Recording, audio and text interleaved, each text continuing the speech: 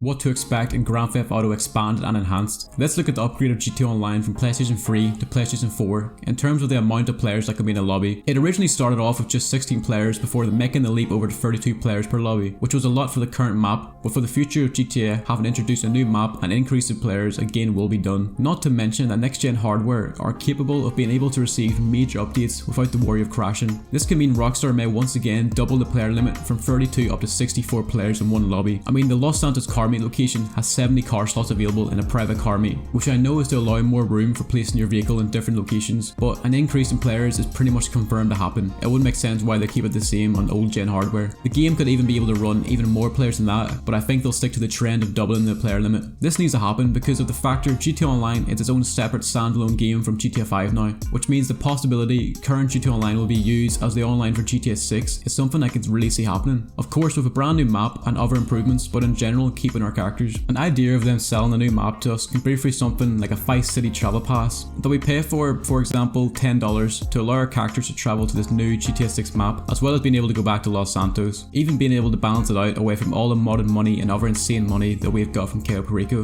They can give the excuse that our money earned in GTA 5 could only be spent in Los Santos due to the maze bank only being limited to Los Santos, meaning while we still have our characters, we have to start again in Vice City from scratch in terms of money and getting new weapons, cars, apartments and all that, but while keeping our levels and character appearance, with a way to have our personal cars imported from Los Santos to Vice City with new number plates. By the way, I keep saying Vice City because it's easier than saying the next GTA 6 map every time, but I have a video of actual evidence towards GTA 6 being set in Vice City I recommend watching after this. We can also expect to see more freedom in missions and decisions that influence the mission or heist. We've seen in the introduction of the Diamond Heist the ability to go and discover points of interest that we could then use to complete the heist in different ways, which made us, the player, feel more in control and involved with the heist rather than just being told what to do all the time with no say. Then of course Cayo Perico did the same thing but on an even bigger scale. They basically gave us an objective for the heist that we were then left to our own freedom to complete the heist however we wanted to, with different missions and pop-up sleeping guards to appear in free roam to again make our actions have an impact towards the heist. This may be a taste of what's to come in the future of GTA Online after the release of GTA 5 Expanded and Enhanced. The idea that Cayo Perico was a test to see how Rockstar can easily put in a new map, as well as let the players complete missions with freedom, so it can be clear that this is their main aim going forward,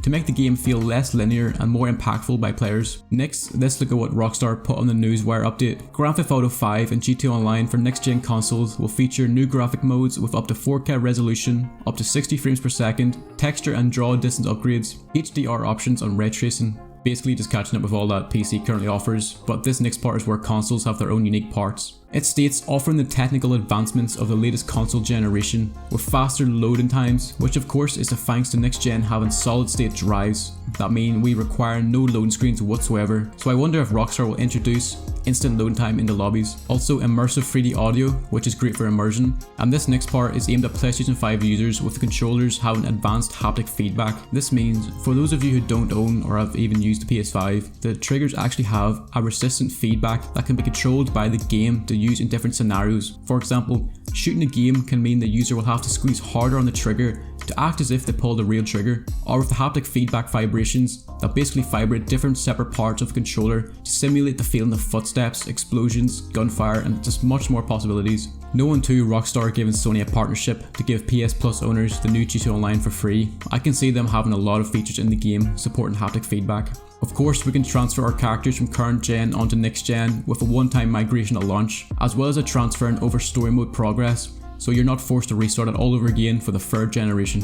A new feature too of Online will include How's Special Works Auto Shop, located within the Los Santos car meet, that allows players to upgrade select vehicles, including 5 new and 5 currently owned, for elite driving performance that takes full advantage of new console hardware. What does this mean? It could reference back to the new haptic vibration feedback next gen controllers have, and of course the PS5 triggers possibly being used in these vehicles, but I think it's bigger than that because of the fact they've limited it to only 10 cars. This may be what we are looking for in the car community, full control over driving with features like shifting gears or using window wipers, even being able to fully take the car apart, who knows. It may possibly just mean these cars sound a lot better and drive smoother, but we will see. Hopefully its ability to manually change gears and use in-car features like indicators, hazard lights and other small bits of realism to make the game more immersive.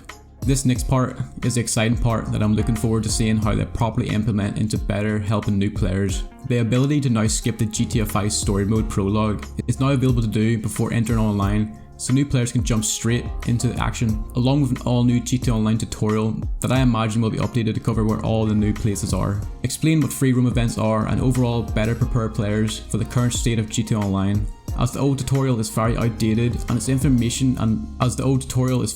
with its information and literally provides the most basic of the basics, as well as a new career builder that players will enter into to give them a jump into the world of businesses. I have a separate video for this I recommend watching for a deeper dive into what this is. Consider subscribing if you want fresh GTA 6 and GTA Online content. Until next time, Spartans.